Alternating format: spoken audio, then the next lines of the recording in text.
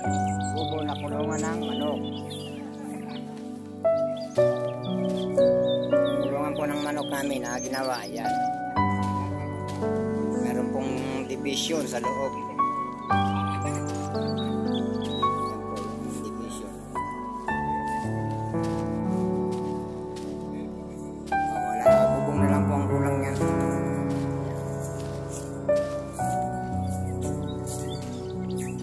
Meron po yung tubo sa loob na ginawa kabang puso. Hindi na po nakagamit yan. Ito na po siya. Habang buhay na po siya dyan.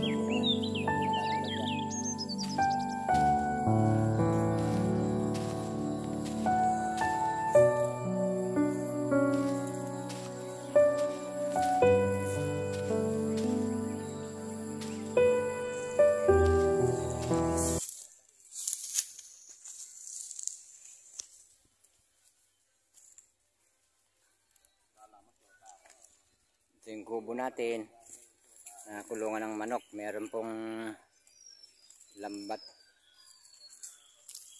Ayan po yung isang supervisor po naka-helmet. Okay daw po, maganda daw po yung gawa.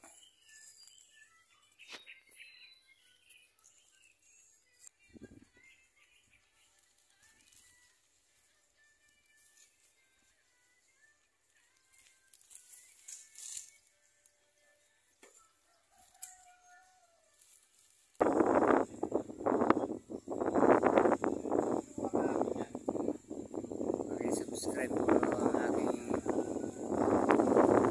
video.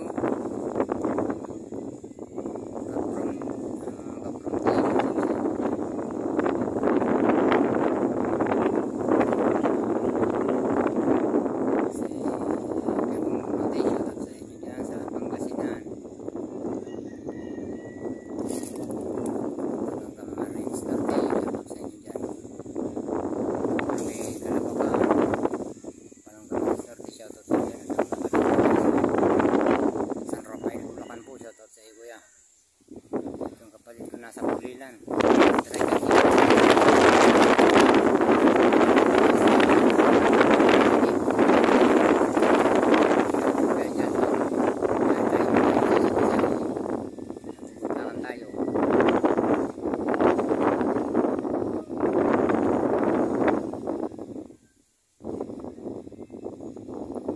Subscribe na lang po ang aking YouTube channel.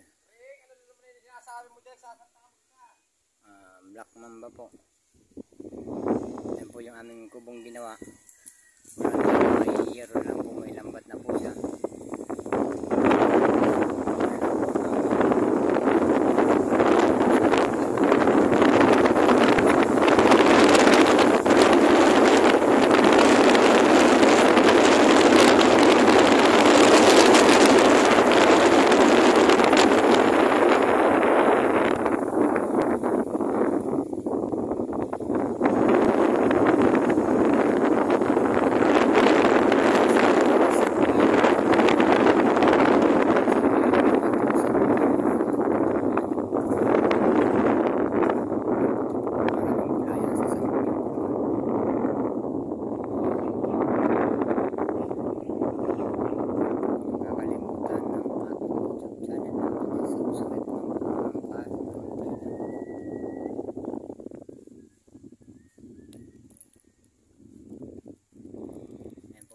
Tanghalian dito po kami nagtatrabaho.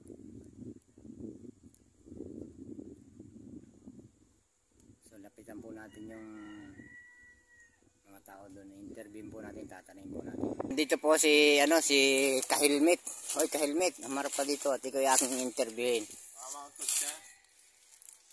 Oh Kahilmet, anong masasabi mo sa iyong trabaho sa kumpanya sa Talongan mga Kahilmet? Ayan, ano masasabi mo?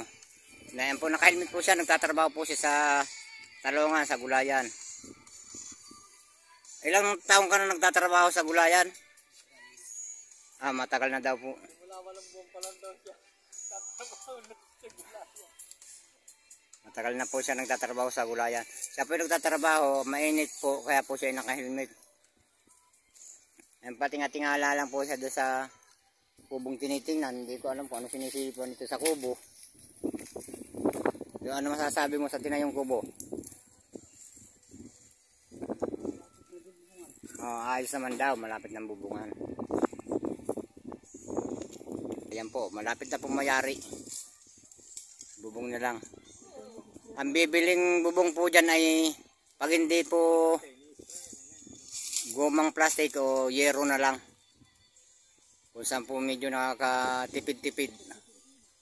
Yun na lang po ang gagawing pambubong. Ang ikukulong lang po dyan ay bibi at saka manok. O pato, kung tawagin, pato. Sa Kabikulan, pato. Bisaya ka. Hindi Bicol, pato. Ikaw ang Bisaya eh.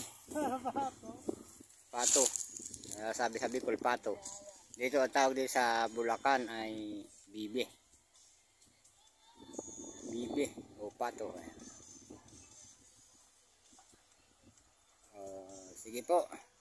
Maraming po sa inyo salamat. Abangan lang po ang aking next vlog, Black Mamba. Ayan po. Sige po, maraming po salamat. Bye-bye.